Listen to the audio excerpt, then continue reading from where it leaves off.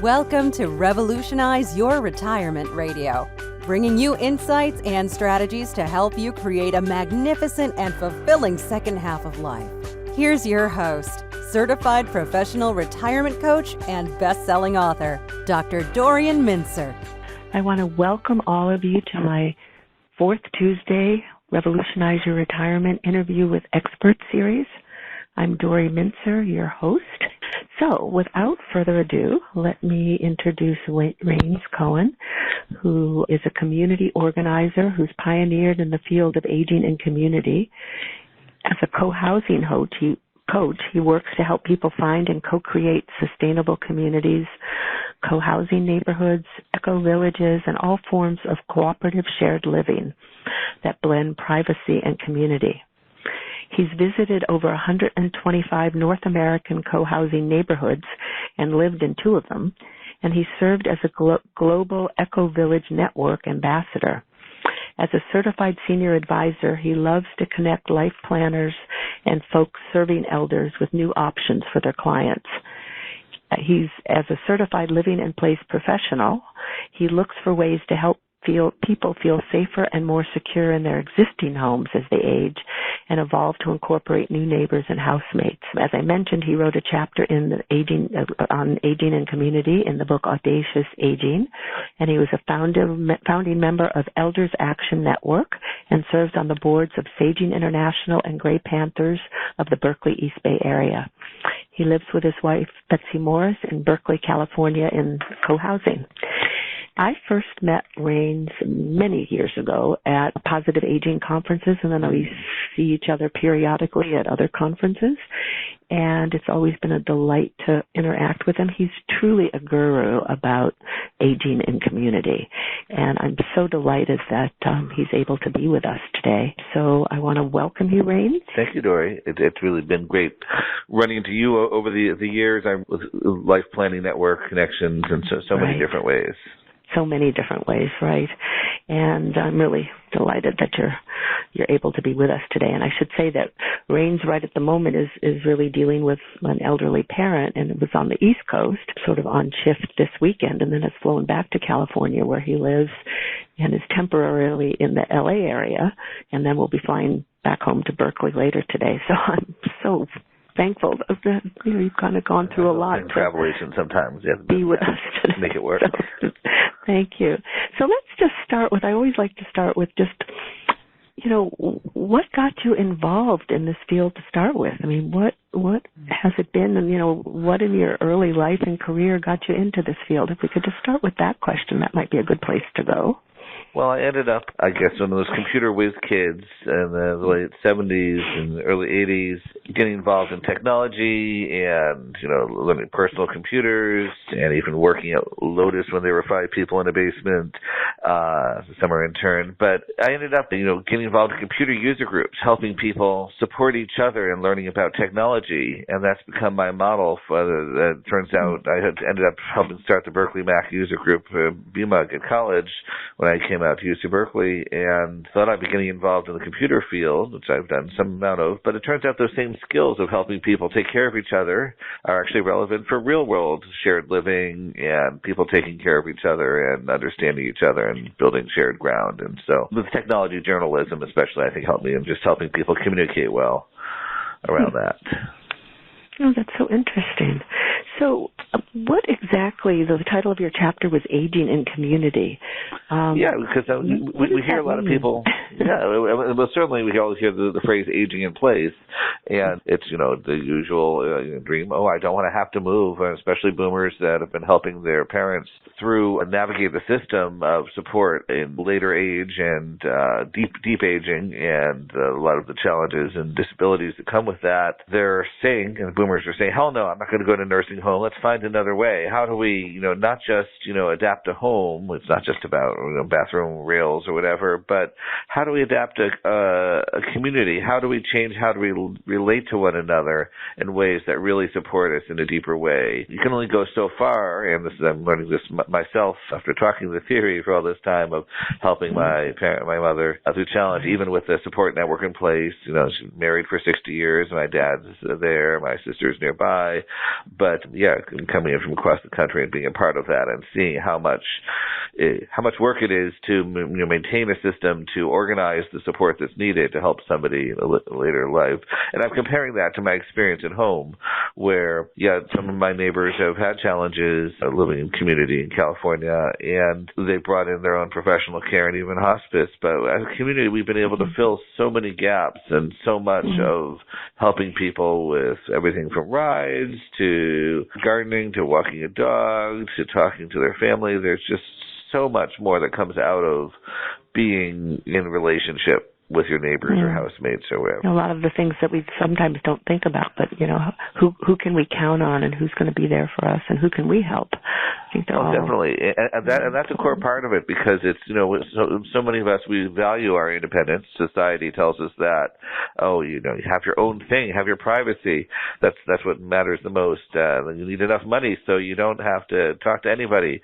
But really, science studies and life experience is telling us that we need each other. People help us live better, healthier, longer lives, and being in relationship and community makes such a difference. It's not like we're here to guarantee I'm not going to come and change your diapers, but maybe there's an outside service that will, and I'm here to bring you soup. Well, and I'm here to make sure that you're still up, and we're watching out for each other in so many ways. And I know, well, before I ask you another question, I just want, I'm going to alert Donna to this, that Johanna from Northampton has said that the links to the directories and other resources seem not to be working. I tried. I made some quick changes on the website in order to make sure people could register for this. I'll go back and fix things right after the call. Okay, so just have people know that maybe after the call, those links will be fixed and I'll on the share a couple other URLs where people can go directly, like cohousing.org. Cohousing.org, is that another one? That's one for co-housing neighborhoods. That's one of the categories, but yeah. Okay, and maybe toward the end, if there are other ones you want to mention, but just so people know that the links will be fixed in the Aging and Community website after the call. So, okay, just wanted to clarify that. So, what does it take? I mean, how do people decide that shared living is right for them rather than maybe staying, and being in the home or, aging in place or whatever? How do people make those decisions? Well, it's really important to start thinking about it before you need it. I've seen people say, okay, I'll wait till I can't move and then I'll do something. I can't see, I can't drive. The longer you wait, the harder it gets, the less able you are to engage with people more as peers and make the connections and build the relationships that build the support you need. It takes a bit of looking at yourself and saying, okay, and am I a people person? And there's this stereotype of a bunch of like-minded people, let's get together, let's retire either with a family compound or college friends or wherever. But really, diversity is the strength in community, and we've learned in these different forms of community that by casting a wider net, you can really bring in different people with different resources. But really, it does come down to that personal examination. It's like, okay, am I willing to live with this? We actually have a majority of introverts in at least our co-housing neighborhoods, one form of community, who, you might think, it's all about, I have to be a people person. But no, it's about that mix of privacy and community and adding choices into our lives. And seeing aging, and this is what goes back to our positive aging experience, it's not just about, smaller world, less and less, friends are distant or they're dead. But instead it's about, okay, here's ways I can design my life to have more choices and have more good options and people around. So if somebody were to define themselves as maybe an introvert or not really social, what are ways to help somebody recognize that living in a shared community doesn't mean you're going to necessarily change your personality style, but that there's still privacy? I mean, how do you help people with that?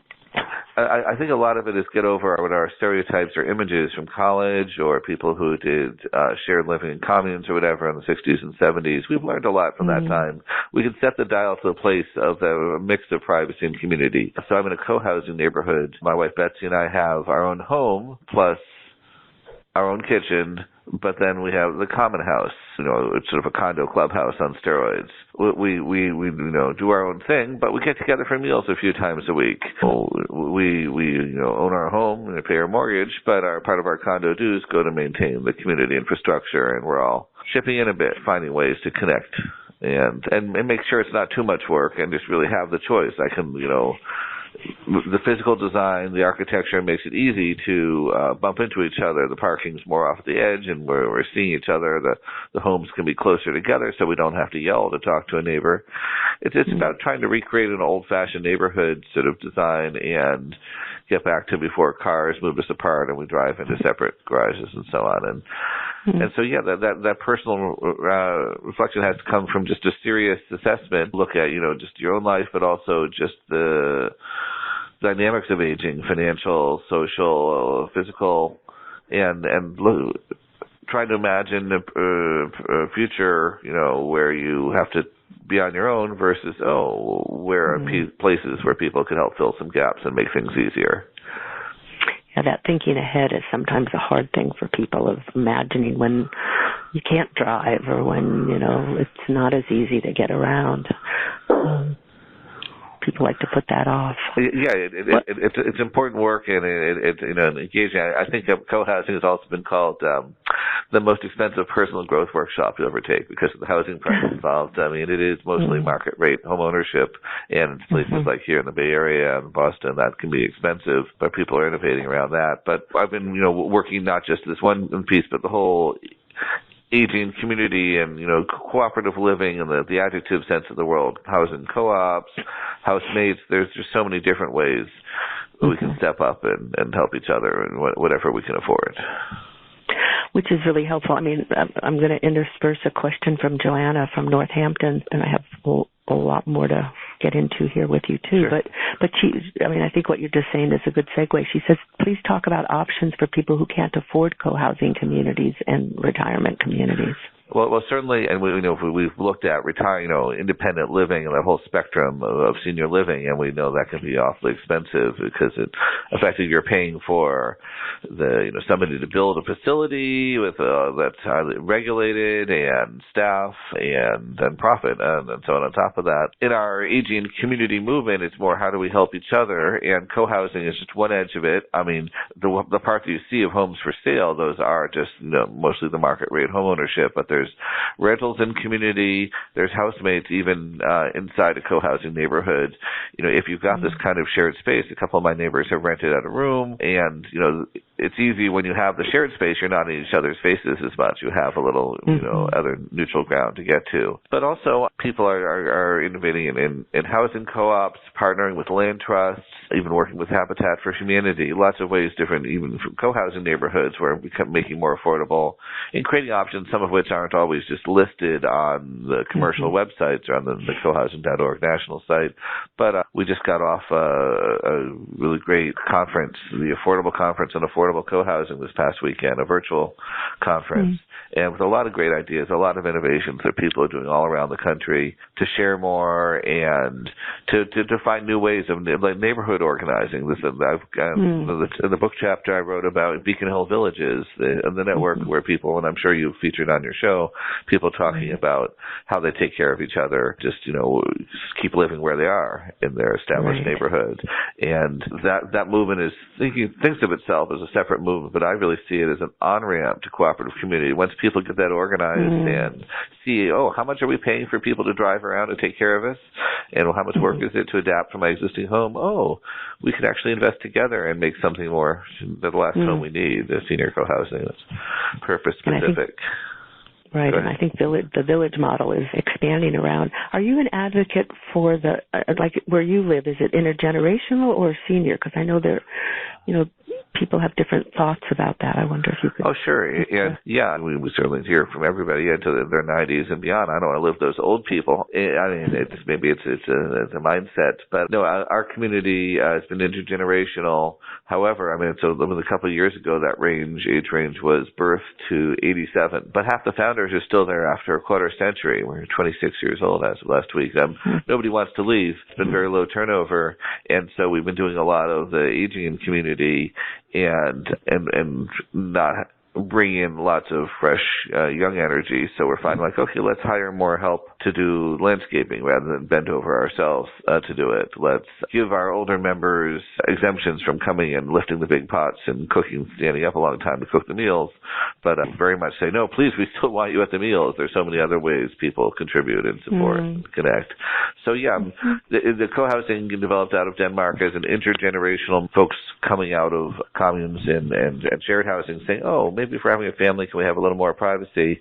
But the big growth area has been in senior co-housing, led by the boomers, and creating age-specific communities. It's not, institutional form, but saying, okay, sometimes, with local authorities saying, okay, if you have at least one person per household over 55, we'll give you a zoning permit. You won't have to pay the school taxes or whatever. There's sometimes incentives there, but mostly it's about the philosophy of saying, okay, can I make a home that's the last one I need? Can I make sure that we've got some space that's not so noisy? You don't have to worry about tripping on toys underfoot. Just giving people more choices, because co-housing has been so great for raising kids. Many communities have had a real strong energy and focus, and the parents organizing or not having to organize as many trips out because the kids can play together in community. And now it's like, oh, for seniors, can we bring the same thought process to it? Can we build that awareness and consciousness? And there's a whole study group process, successful aging. So what's the difference? You've mentioned, different arrangements. Maybe let's take a few minutes to just the difference between co-housing, co-living, home sharing, housemates, roommates. There are all these, as you say, giving people more options. So can you maybe talk a little about some of the differences, some of the pros and cons of each one of them? Well, sure, and thank you for asking, because headline writers love to mash them all up together. There's just an old piece getting circulated with a cartoon of an older woman holding a surfboard, and that an article that lumps together a lot of these things. And I'm just fascinated the way people spread memes without, that don't necessarily have the deeper thought or awareness on it. So yeah, I've been talking a little bit about co-housing that I do live in and most familiar with, which is at its core condos with community, private homes with a shared area, common house, our own kitchens and meals together. And co-living is the hip young hashtag, organized especially in the form of post-college dorms and in urban areas. I think of these as the new boarding houses. If you look back to the gold rush era, housing shortages, folks would just figure out how to, how affordably be in a place and do a bit of sharing. But sometimes they're more corporate institutional. We saw WeWork created WeLive, and some of the big co-working companies get involved in this. There isn't necessarily leadership coming from the members, participation. It's more like, oh, you're here and you're nomadic, have a place to land, a little pod. Some of them are even doing actual sleeping pods. The housing's gotten so expensive in some of these areas. But anyway, co-living, there are some that are really genuine communities, the same as you find some co-working spaces that isn't just an office space, but places where people interact and take care of each other. And that's at its heart the piece that's most meaningful, the being part of the intentional community spectrum. And having an active part of choosing your housemates and sharing. And co-living, though, generally speak of as under one roof sharing. You're often sharing bathrooms or other facilities, most often one kitchen, and not full separate spaces, and generally rented by the room or the bed. And so, like, one person in that situation might own the house and have extra bedrooms and stuff. People can make up new terms to market these things, but that's time immemorial. Somebody renting out spare rooms, college folks, going in as housemates together out of economic necessity or other reasons. And the big piece of intentional communities is, what's the intention? Is the purpose just to get your shelter, or are you doing it because you want to learn from each other, you want to help each other, you can really get meaning in sharing. And this element of purpose I can come back to later, because it's such a key part of aging as well. But you'd asked about the forms, and so there's co-ops. Well, go ahead, whichever direction co-op. You want to take it. Yeah, I thought we should just finish the list first. No, that's good. Well, what's the difference, though, before you get into co-op, between co-living and home sharing? So, co-living is a form of home sharing, and just think of it as a branding of it, but often it's people creating a business of it. And some people I know on the community side of it, some folks in the San Francisco area are doing some great organizing with Hate Street Commons and the Embassy Network, the Terran Collective. they're saying, okay, how can we, just, share space, but let's have not just meals together, but a house meeting, and let's see how do we, help each other in whatever ways. I mean, home sharing, housemates, the terms, and people can physically share on whatever level, but if you have a common ground to go to about the purpose, it makes whatever small issues you're having of bumping into each other, sharing, or the dishes look small. The interesting thing is the closer you're sharing, the more you're overlapping that way, the more important it is about how you select your housemates and how much and how you protect yourselves and each other in the relationship. Mm-hmm. It sounds like that underline, you said that so clearly. What's the intention that somebody has in wanting to share space, that it's important to clarify that? That's great. What about the co-ops? And you were starting to... So there's, and especially in a number of Midwestern states and back to New York, there's a history of housing co-ops. There's even a movement of cooperatives, including worker co-ops and so on. I should note that in some cases it's the noun sense of the word. I have to remind people it's an adjective as well. There can be a lot of uncooperative co-ops around. People often get together and, to way to avoid, condo conversion regulations or fees and say, okay, we're all own a share of this, and plus the right to live in a place. That's legally what it comes down to. But there's not necessarily shared space. There's not necessarily shared meals. But some of them really can do great things together. And it's a way that can often, and there's ways that co-op as a legal structure, because you're not getting into the real estate market as much, can provide affordability, in particular in relationship with community land trust and some other innovations in keeping the prices down, taking the price of the land out of the price of the home, and creating others. You may hear a phrase, limited equity housing co-ops or limited equity co-ops, where prices are capped. And so where my wife used to live, Betsy paid, I think, $17,000 to get in, $700 a month, pretty affordable for Berkeley to be in a small private home. It takes a lot of innovations to create those. So that lends itself to a question from Sheila from Arlington, Virginia, who says, are there blueprints or architectural drawings for housing complexes where there's a central shared core of living space, I guess, as she says, the kitchen, dining, living room, and the separate units with galley kitchens around the core? Yeah, and you'll find sharing housing sites, possibly some models there, and in her books some examples. And I know some folks are even working on redesigning existing homes or to better support having private wings for living and more shared space. Yeah, you can find some models out there. A lot of it really, depends on the people and how much you're sharing, how much overlap you have.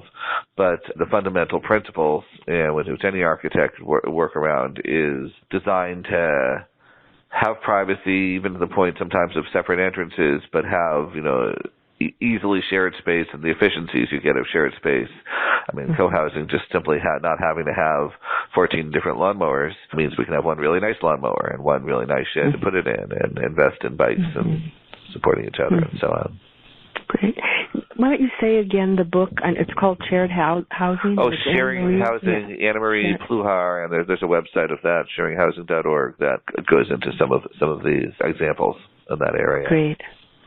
And Janet from Amherst just wonders, in terms of your own experience, does your community, engage in any specific governance process? Yeah, most co-housing has evolved using a consensus decision-making model, and people may think that's about unanimous decisions, but really it's about, more than anything else, looking in the Quaker sense of seeking unity, trying to find the common ground, trying to take the time to hear from each other and understand one another so that we can look for ways to do things in a way that get all of our needs met, or more of them, and don't actively interfere. It means that when we propose, let's put in a tool shed, it means I talk to Jane, not her real name, who lives above where we're going to put it, and make sure she feels heard. As I know she's got the nuclear deterrent power of saying, no, wait, stop. This is not, this is going to create problems for me and not match our community values of taking care of each other. And so we better do our homework and do a proposal that she understands the needs for and feels heard and sees that we're adapting to her needs and setting use, restrictions and things and ways to to make sure that we're not interfering with each other's enjoyment of our lives, and we're living our separate lives, but having the ways to live better, richer lives in community. Consensus decision-making, and some groups are looking into dynamic governance, also known as sociocracy, a system that really incorporates a lot of best practices of consensus in general and offers a good, effective delegation. And it's like, okay, not everything has to come to the whole committee. Let's really empower the finance committee to go, do the books and have clear guidelines and trust and know, make their own decisions in their own realm and come back and, give us feedback and reports. And we try to have meetings that really are meaningful, not, oh no, another meeting. We meet as community 9 times a year, sometimes 10 lately, but for 3 hours. But it's always, let's have a light and lively activity. Let's have a meeting that's well designed by a facilitator. And let's make sure that we're taking a lot of check-in time to hear from each other and take care of each other. That leads to the best meetings. We're knowing where people are coming from. So a sense of, from your experience, both where you're living as well as with these other shared models, that people need to sort of buy in ahead of time, that there are sort of the vehicles of being able to talk about these things and make these collective decisions and individual decisions. It's getting past a stereotype of condominiums of suing each other and preserving property values and having a non-representative board. We're all on the board, and we all have to live with the results of whatever decisions we make. So let's take the time. Sometimes that's really fast. It's like, okay, let's do this little thing. We got the money set aside. Great, go for it. Other times we were doing a kitchen remodel of our common house, and we didn't want to impose extra special assessment fees. So we figured out, there's enough reserves here, and a couple people make a donation here, and let's have a kitchen finance committee or KFC and a community design committee or ACDC, and tap everybody's skills and resources and connections. Get a beautiful result.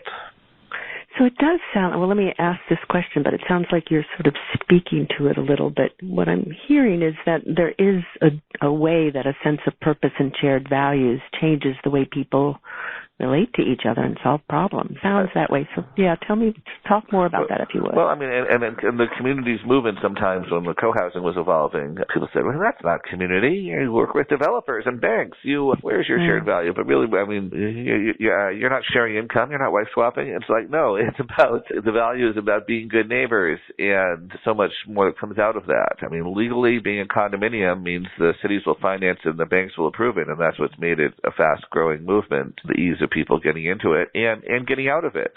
If it doesn't work for you, sell it and move on. We're not, in general in co-housing, we're not screening people coming in. It's self-selecting model, but trying to make easy open borders, as it were, and room for people to choose otherwise. That's harder when nothing else is affordable, and it's hard when it's still a small movement with a lot of choices. And I just know I personally couldn't imagine living any other way than having a 5-year-old neighbor who helps me mow the lawn, and he really does help. I use the push mower. An 85-year-old neighbor joined on some road trip to L.A. We taught her to use the GPS. She got to visit her daughter in the desert. We all got to save, and I get inspired by her activism. There's just so many ways that in relationship that we can change if we're open to it. If we're not going to say, oh no, you can't do that. If you start from what's possible and build on that. And gain that experience in community. And that sense of, this is where in my work in age, I'm now got involved with the Elders Guild and Saging International. A lot of folks have come back to Reb Zalman Schachter Shalomi, who wrote the book From Aging to Saging. And he was founder of the Jewish Renewal Movement and a Orthodox rabbi who went to Tibet and incorporated a lot of Buddhist practice and awareness and that sort of crossover of, okay, we know what are old people for, as Dr. Bill Thomas's book says, and how can we find new purpose and meaning, and things that really led me into this field of like a bunch of people like, ooh, I want to grow up like them. And I called myself aspiring elder, and I may be earning my way there, but way back to my 30s, I was like, okay, how can I, what's their secret? And purpose is a part of that. No, definitely. But say more about, it's sort of, a lot of these things struck you when you were younger, and I totally agree with so much of what you're saying about Reb Zalman and the saging, but, just share more, if you would, about why it's particularly important as we're getting older to think about these kind of communities? Well, I think, people at some point are saying, what's my legacy? What purpose will my life have had? Where are the ripples on the pond going to go? I certainly have found that I've gone from the young activist and journalist running around and being everywhere to where's the one place I can be, and where does this really, have a meaning? And that quest for meaning, I think, is the opportunity to say, what can we be active? Can we, leave a better world for those who come after us? Can I, be known for something? Where's my legacy? And that's not just financial, but in the people we've affected and connected. And I go back to my computer user group work, because I still, decades later, after the group's folded, people are still having dinner after the meeting. It used to be every Thursday night meetings. They were still getting together for dinner afterwards. And then people are still, I've run into people who say, wow, that changed my life. That I learned about something that way. And that's, the opportunity to still have, at any age, the chance to help a few more people, to build a greater sense of possibility, to take political action through Citizens Climate Lobby at first, and now Elders Climate Action coming out of Elders Action Network. I've gone to Congress and lobbied on climate-related issues, and even got inspired to help my neighbor. She was having trouble getting a reverse mortgage. The feds were rewriting the rules and saying, what's this co-housing thing? Do we have to come cook the meals? And then we, thought we'd never change it. It's still a very small movement, but I met the Federal Housing Commissioner under Obama. She knew people living in co-housing and got a petition together, and I never thought I'd be wearing a lobbyist hat, but we got some rules changed, and really, and now it's my neighbor Alice really doesn't need to jump through all these hoops so that somebody else can make some money off of her and a commercial lender. We can crowdfund this. We can set up what we're calling the Squirrel Fund, senior equity and revolving real estate loans. And we can do, she originally was planning on a reverse mortgage as an activist on a fixed income retirement. And now it's let's help her together, take the value of her house, partner with the land trust, keep it affordable, and make sure she gets the income she needs to live well in community. Well, that sounds so creative and resourceful. This is where it's just so inspiring. I just with neighbors at all levels and connection. Right.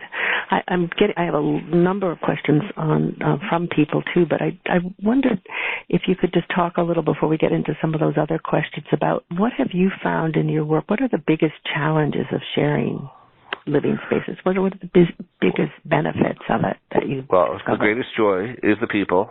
The greatest challenge are the people. And we sometimes say consensus doesn't work on things starting with the letter P, the people issues, the personal preferences, the paint colors, progeny, puffin policy, things that we have are personal preferences. And you really do learn a lot about yourself. I think of, rocks in a stream rubbing together, getting polished. I get a lot of feedback. I find in community I'm the one who's, despite being an introvert myself, I make it my job to go out and recruit and connect. And other people, I just want to live here. Don't bring more people to dinner. And I've especially learned from seeing, wow, Jane's having trouble going through this, I'm not talking to Jane. Well, who's not talking to me? And can I talk to John, who can talk to Jane, and do some of that work? There's a card deck called the GroupWorks card deck. We were part of creating groupworksdeck.org. I'll include the link to it on the site. That encapsulates a lot of the learnings of people in community of what are the patterns that show up in how do we work well together? How do we have meetings that are actually fun and productive, and community relationships that build on that? So, it's still, you are together, in the case of a condo, running a multi-million-dollar enterprise, maintaining old structures together. And so it's the sticks and the bricks. And we had to recently in our community come up with a special assessment of $11,000 per household to do a $250,000 seismic project. But we did it well in a way that made sure nobody was forced out, nobody was put out by that, and it was the most caring way possible. That's just such a delight, and we end up with a stronger home. We don't have to worry about trying to find a contractor after an earthquake, which would be impossible, and nobody dies. And that's better solutions. We would come up with better solutions to problems we didn't even know about. So how do you handle if there's disputes between neighbors or housemates? Gunfight, all kinds of things will come up. People are different and have different preferences and needs and connections. So one way is by creating shared space that's common space. So it's not my kitchen or your kitchen, it's our kitchen. The preventative work, we create committees that work on areas so you don't have to, fight out with a person, but say, hey, this is a common house issue. Can we talk about it here in this format, and then bring it to the community? Yeah, we sometimes have brought in mediation and outside help, but so much has to come from building the capacity, and we've actually trained in how do we have meaningful conversations, starting with an appreciation, starting with opening, and sharing about how we best learn and share, and how do we like to receive input. Please don't try to tell me something as I'm running to my car. We come up with ways of symbols to say, no, sorry, I can't talk. I would love to talk to you, but I can't talk to you now because we can't operate on co-housing time where it takes me 15 minutes because I run into 3 people and have 5 conversations.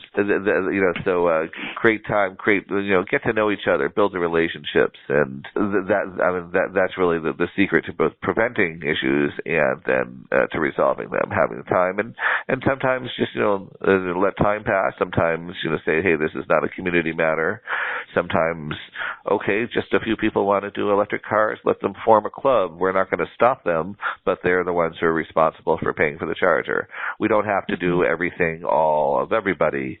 This has been, I think, we can learn a little bit from corporations and rich people about, okay, let's subdivide and conquer and make it possible that we can work in whatever sphere makes sense. And is it hard if somebody really has decided this is not for me? Is it hard to get out of it? I know you mentioned in your co-housing people we try to design it.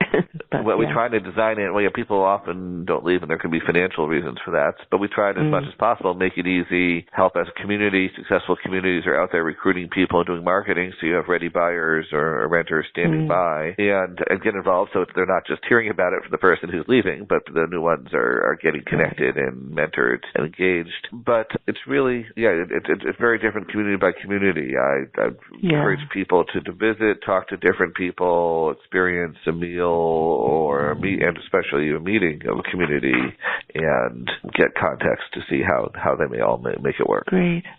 So let me integrate some of the other questions here or comments. So Cohen from Hawaii, from Honolulu, is wondering if you, Rains, have heard about the Share Kananzwa in Japan. He says, a couple of people have been mentioning it recently. I haven't gone to investigate yet, but there's some great innovations coming out of places where already high prices and limited forms, but different ways of sharing, and both from the neighborhood scale, or there's even been Japan an example of co-housing where one unit has a common kitchen, another has a common performance area, and the things you can do, you don't have to have it all in one separate space.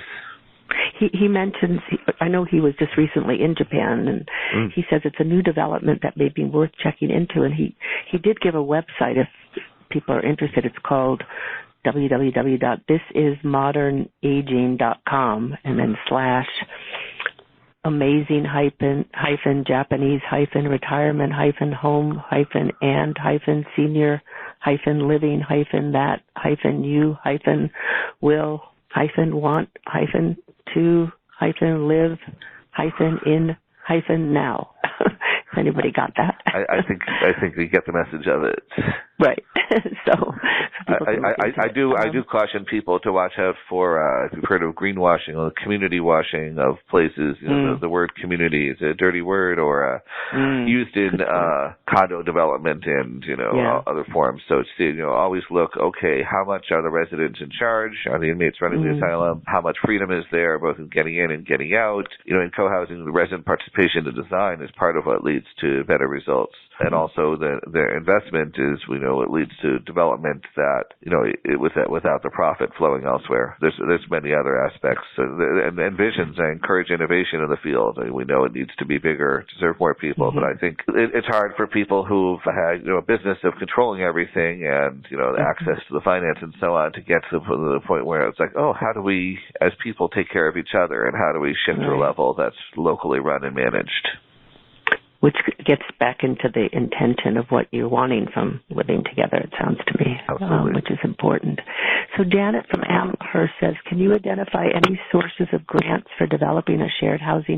It's a challenging area because there's some funding available for affordable housing and senior housing and other places, but very often, there's such a great need, and the agencies involved want to make sure that it goes to the neediest folks and helping people out on the streets. And often, if there's federal money involved, it's like, oh, we better make sure there's a lottery so there's nobody could be benefiting individually from it. And then how do you have future participation in a project if you don't even know who's going to get into it?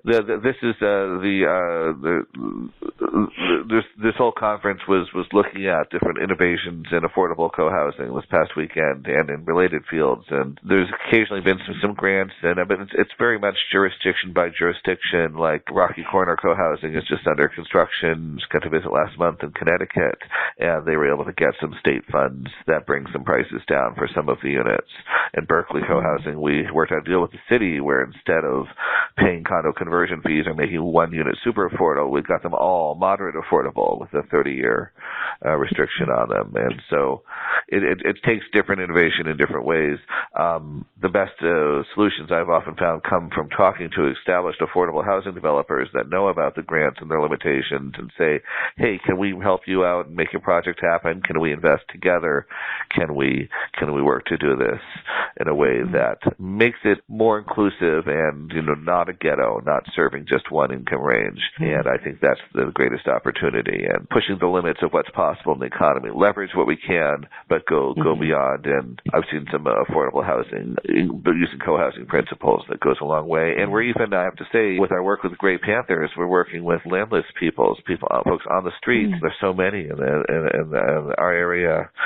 And there's co-housing principles, and showing up in the book, tent city urbanism, and models out of the Pacific Northwest of if you can help people self-organize, and whether, create encampments, whether it's mobile homes or other ways of living, it's so much cheaper than trying to support people out on the street and try to keep them healthy and alive. It's you get the best results if you can, like in the co-housing community, let people self-manage and not try to have a city security guard or whatever, but support people and don't just, keep sweeping them off the streets, but give them the ability to get sanitation and build community and learn to grow together in that way. So. Oh, excellent point. So let's see. Bill from Cambridge says, if one lives in a major city like Boston, is there a searchable database of shared housing options? On the flip side, he asks, are there any apps or human matchmakers to help find kindred spirits who would be more than compatible, who would help us be our best selves because we have a shared value, interest profile, or belief system that will help us age well? If not today, what kind of dream app would you like to see developed for individuals or groups seeking to form intentional community? Lovely question like that can only be coming from my friend Bill Wendell, who I just saw in Cambridge. Greetings. Bill, yes, it is from him. a real estate cafe, and it's a challenge because there's regional differences, and there's the co-housing directory over here at cohousing.org. You'll find the IC.org for intentional communities, but there are a lot of group houses and other what's the Boston Co-op Network use the term co-op-ish places. The landlord may not even know. They may pop up on Craigslist just when they have an opening and then go back undercover. A lot of connections are via Facebook and friends networks, but I sort of caution people about that. If folks like their privacy and will sometimes only share something with friends, you end up with more of the same, and you're not giving the opportunity to those who could really add a lot to your community. Or on Facebook, here's our group house. Here's a little bit about us. Tell us everything about yourself, and out of thousands of applications, we might call you back, and therefore you have to fill it out about how much you love washing dishes and make whatever. To tell communities, host an open house, let people come, see the place, and meet the people. Then you'll get a small pool of self-selected applications of more serious people and connections. But But yeah, there are groups like the Boston Co-op Network, for example, that does foster inter-regional organizing. In our San Francisco Bay Area, our East Bay Co-Housing Group now has over 5,000 members. There's a real hunger for this, and that's what led us to the Big Tent approach to shared living and so on. And I should also name, so as part of your intro of me, eco-villages. It's, co-housing, but with a greater purpose and creating green space and doing a real, permacultural people would call this stacking functions, systems thinking, ways of looking at the bigger picture and all the species that were there before and 7 generations into the future. There's some great examples of that on ecovillage.org as directories of those. Yes, and I should mention that coming up in April 26th, this Sunday this year, National Co-Housing Open House Day, and the cohousing.org site will have directories of events around. And in late summer, early fall, there's another similar day for communities modeled after one in Europe. And there's different groups to get involved with. The more that you're connected, the more you can learn. So many of these opportunities are not formally advertised or don't go to MLS real estate listings. It's through knowing people and being in relationship and building community. That's so much comes out of that. Is this tied into your shift? Because I'm aware that you've shifted from calling yourself a co-housing coach to saying you're an eco-village ambassador. The hat you see with the picture in is sort of my coach's hat. But yeah, I've been to Estonia a couple of years ago for training with the Global Eco-Village Network and really impressed with the work that's being done to whether it's preserve a farm and help people build businesses around it and create a market for the farm. There's just so many of the synergies that come out of this big picture, thinking about the future, thinking about the environment, thinking about our relationships with our neighbors and species and so on. And I just think it's what's going to really matter in the world. And co-housing is a building block towards that, is a step on the way. And every community starts green and gets greener. And studies have found we drive less, we share more, we live more efficiently and use fewer resources the longer we're living in community over time. But we need to make that more accessible and connect it to the larger world and purpose. And so that's where the Eco Village movement is just going deeper on that. Oh, great. Thanks. So Michelle from Boston says, my concern is for single women who have worked all their lives without a large nest egg and who don't qualify and don't want to live in subsidized housing. Many of us are single, no children, and orphans, i.e. parents not alive, with a sense of purpose. Is there a movement besides shared living space that are affordable, defined loosely, depending on what part of the country you live in, with limited financial risk? And she says there seems to be subsidized housing that is federally funded and high-end retirement villages that are not accessible for most middle-class women. There are a few co-ops, but there seem to be a lot of risk, just like condos, when it comes to dated buildings and repairs. And she says personally she likes her own space, and also she's interested in Bill Thomas's Minka homes. Can you respond to that question? A lot of good pieces there, and I've been at conferences with Dr. Thomas and excited about this concept of Minka homes, of backyard accessory dwelling units and ways that you can design for aging and create things more affordable. I will say that it's still a dream and a concept. I've not seen any of those actually built yet. The questioner speaks to we call it the missing middle. We create programs to help the neediest, and those who have enough money can buy their privacy or get their needs met that way. But there's a real opportunity to create more places of sharing and support what Sarah Zeff-Geber, who you probably had on, called Solo Agers, her book, and which is, women do live longer, they're more likely to have, fewer economic resources or have spent, the resources on caregiving. And so we're seeing people step up, both in organizing housemates and to hold women living in community networks out of North Carolina and Florida. And I think the more that we can find ways to meet and learn together and overcome some of the obstacles and fears that are keeping us apart will lead to people feeling like, okay, I could do housemates this way. Let's set up a contract. Let's have, an outside service do vetting. Let's find ways to to do more sharing, to create more space between us, and create more options. That's really what I think we're needing more of now. Right. Important. So Bill from Cambridge question, he says, finding a site to construct a new urban co-housing community seems like a mission impossible, especially in expensive urban settings. Can you comment on any alternative approach some call retrofit Sure. co-housing?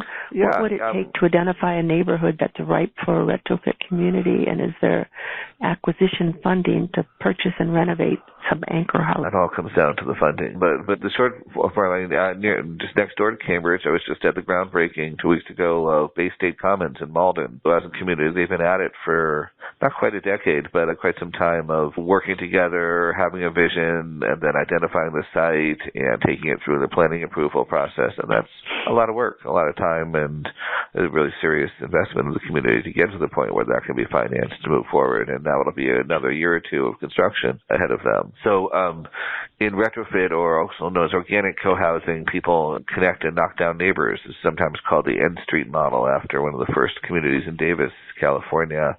And say, if you can say, hey, if I can come use your clotheslines, would you like to come use my washer? And share resources on the neighborhood scale, and sometimes find the physical settings for that. I say it's a tricky question because there's sometimes, some of the older neighborhoods and poorer places could be some of the ideal spots that have this kind of relationship where you can connect to the yards and it's not so separated by cars and so on.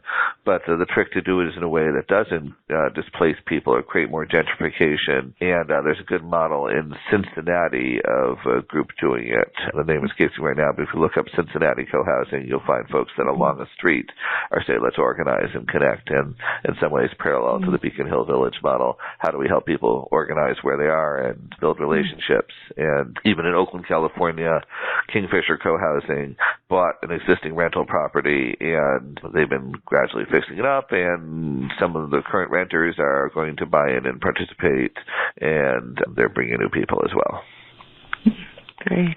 Los Angeles Eco Village is another good example of that. I'm sorry, what?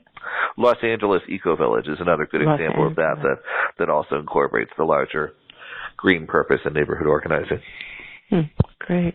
So Cindy from Natick asks, how do you expect or want people to use your website for help, guidance, and thinking through possibilities of community living? Well, I'm hoping that people can start to, if you sign up to get the chapter, that you'll get the information. I'll share resources, and but you can choose what areas you're interested in. There's checkboxes on the form, and share resources through work with the Elders Action Network and presenting at the Saging Conference. I've been doing a lot of, and I'll be sharing more of this on the site, network mapping of identifying these different groups that we're doing the same kind of thing, but we may not even know about each other. They use some different terminology or kind of working on the problems from different ends. I presented this at the Generations United conference in Portland last year, that we really need to better understand and look at the larger picture of the network, and you'll be seeing me making more of that visible. There's a lot behind the scenes of a database of organizations, and I think to make it possible for people to start to better see how we can plug into them and how to and connect together. And I think in the same way that your show is building awareness and leading people to revolutionize retirement in their own ways, I think we can do it better together and go further, building on each other's work and not just individually reinventing. And does it feel to you that people in the industry of aging and aging-related living businesses are learning from people like you?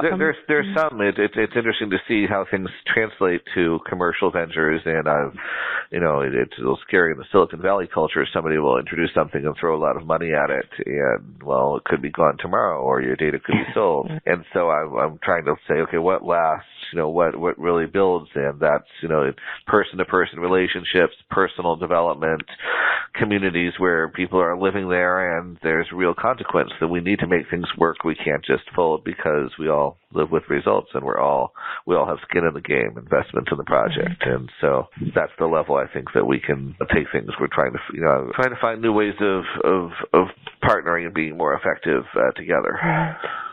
That's great. So this has just been wonderful, Rains. It's just like a wealth of information. Tell again people what your website is so that they have access the main website, which I'll fix up actually after my flight after the call, but agingincommunity.com. And there's others related to co-housing and the other groups I'm part of. I'm trying to put more links to those and more mapping of the network because I can't do it alone. I really need more people out there that for themselves and for their communities and for the future are working together on these issues. Well, this has been wonderful. So what final takeaways or thoughts? I know you responded to so many questions, both from me, from the audience, but what final comment or takeaway would you like to have people take away with them?